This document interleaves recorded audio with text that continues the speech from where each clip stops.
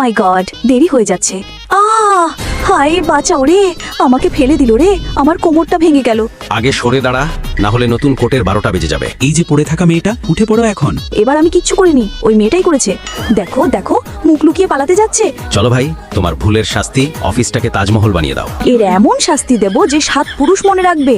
Sorry ইয়ার, এইদিকে দাও। Jimmy, একটু সাহায্য করে দি।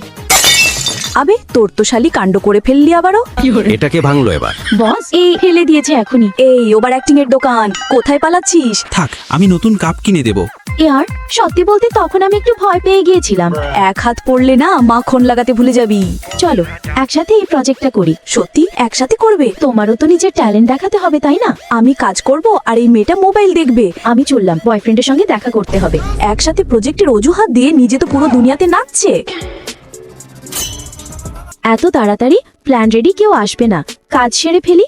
হ্যাঁ, তো দেখাও তোমার প্রজেক্ট। বাপরে বাপ, চোরনি বেরোলি তুই। তবে ভালোই হলো, আমিও চালাক, প্রথম পেজটাই রাখিনি।